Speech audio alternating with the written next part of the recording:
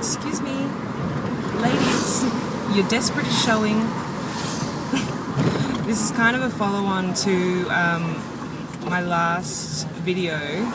Kind of, sort of, maybe not really, a little bit. And basically what I'm talking about today is just people, you know, those girls that just like ooze desperation. You know, people can see that, people know, like if you're on the prowl, everybody knows about it, it's no secret.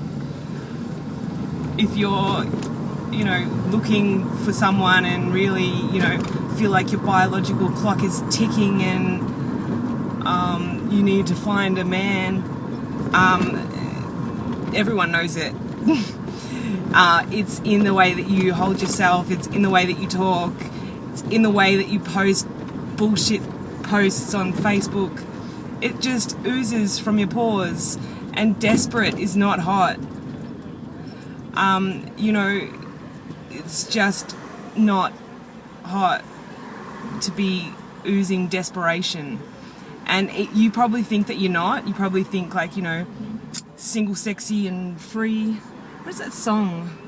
It's too old. Nobody knows what I'm talking about. Anyway, you know, you probably think that you're keeping it all together and you're, you know, just living life and nobody knows that inner struggle that you're having with this fact that you're single and your clock is ticking and why aren't you married yet, and, you know, all that shit. We know you're not. We know, we see it. We know that you're on the prowl. And it's just not hot at all. And basically it's like what I said in my last video, you know, just do you and the right person will just fall into place.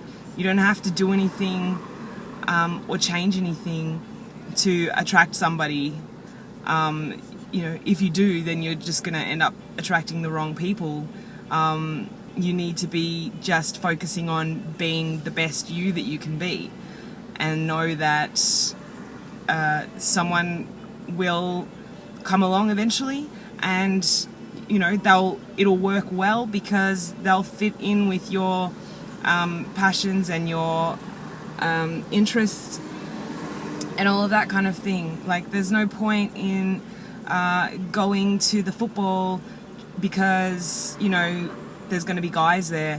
You go to the football but you don't know anything about football, you don't like football, and then you're going to end up with this guy who's like super sporty, really into football, you know, every week going to the game, talking about football, living, breathing, eating, sleeping, shitting football, and it's going to do your head in because you don't fucking like football. Do you, and someone will come along. And if they don't, who gives a fuck? You know, we're still in this outdated idea that, you know, women have to be married by X time and have popped out 10 babies already.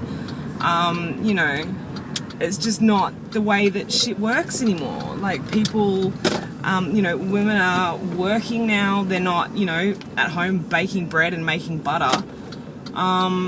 You know, they're working, they're focusing on their careers, and, you know, sometimes life happens and you just don't have time to fuck around on the dating scene and, you know, pop out babies and stuff. If you're working crazy hours in, like, you know, real estate or something like that, like, when are you going to find time to fuck around with all the head fucks involved with dating?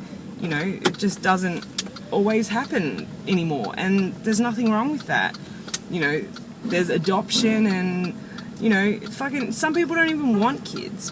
Before I had my daughter, I was so adamant that I did not want kids, not at all a kid person, and I didn't want kids, so it was never on my cards. But I understand that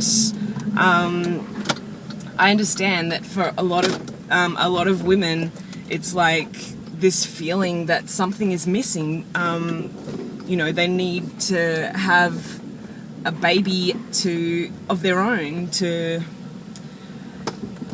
use their womanly, motherly instincts with, and you know, that's fine. If that's you and you want a baby, that's fine. But why end up with some dropkick, or you know, rush into some forced relationship just because you're so desperately trying to find someone that you end up with, you know, just settling for any Joe Blow, and you know, shit's not gonna last, shit's not gonna work out, because you weren't really meant for that person in the first place. You're just kind of like forcing it because you felt like that was something on your checklist that you had to do, you know, married by 24, kids by 27, you know, so when you're pushing 40 and you don't have those things checked off the list, you know, people start to freak out and think like, I've got to find someone, and they just, you know, in this mad dash to like try and find someone, they're just like vomiting desperation all over the place. And wow, like magic, I'm outside again. I fucked up the ending on my last recording, so I'm just gonna tack this on to the end and say thanks for watching, guys. See you soon.